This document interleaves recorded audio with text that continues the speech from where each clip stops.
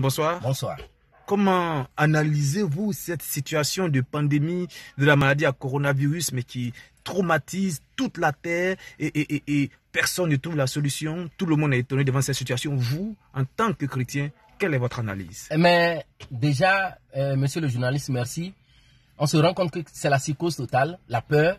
Mais ce qui m'étonne encore, c'est que nous regardons sur la planète, même les îles, les pays qui sont au fin fond de la mer sont touchés.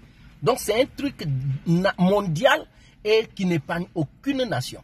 Mais chose bizarre, on se rend compte que c'est un jugement de Dieu pour toute la terre, pour nous les chrétiens. C'est la lecture que nous faisons. Vous vous rendez compte que ce n'est pas la première fois. Du genre, dans la Bible, quand nous lisons les enfants d'Israël qui étaient en Égypte, il y avait un jugement de Dieu sur la nation d'Égypte. Et Dieu a proposé le confinement. Demandez aux enfants d'Israël de se confiner pendant que l'esprit de mort va passer la nuit. Il en est de même dans Nombre 14, quand on voit les enfants de Dieu qui ont murmuré contre Dieu et Dieu a envoyé le serpent brûlant. Plus tard, Jésus l'a dit dans Jean chapitre 3 que de même que Moïse éleva le serpent dans le désert, il faudrait que le Fils de l'homme soit élevé afin que quiconque croit en lui ait la vie éternelle. Mais qu'est-ce qu'on remarque? Aujourd'hui, le monde, on se rend compte que le monde ne connaît pas Dieu. Le monde n'a pas de solution pour Dieu.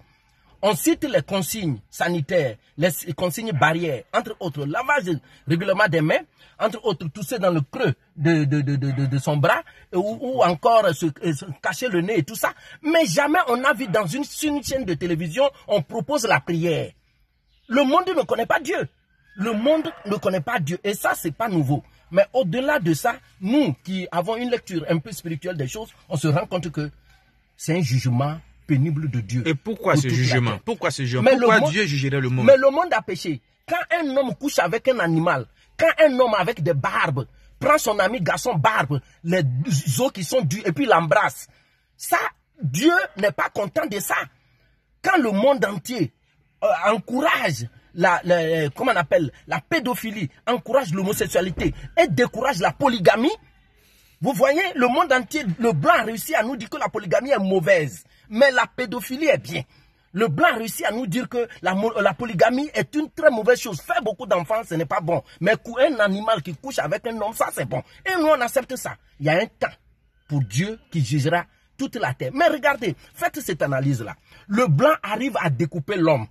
Il regarde dans son ventre. Il soigne l'homme dans tout son ventre. Il ferme et l'homme vit.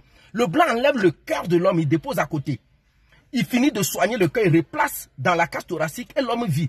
Mais médicaments, juste pour quelqu'un qui tousse, quelqu'un qui a la fièvre, on appelle ça chez nous, quelqu'un qui tousse, blanc n'a pas ces médicaments-là. Vous ne voyez pas que c'est un jugement de Dieu. Blanc qui crée avion, médicament de quelqu'un qui a la fièvre, qui n'arrive pas à respirer et qui a blanc n'a pas médicament là.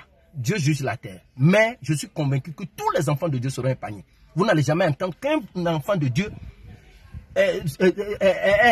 soit infecté. Encore un vrai enfant de Dieu. Et les chrétiens qui sont infectés alors? C'est ce que j'ai dit, un vrai enfant de Dieu.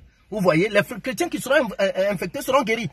Regardez bien, seront guéris. C'est l'année de même. Ça a été comme ça dans toute la Bible, ça a été comme ça. Même qu'un jugement de Dieu vient, les enfants de Dieu qui sont touchés par ce jugement sont automatiquement sauvés parce qu'ils regardent à la croix.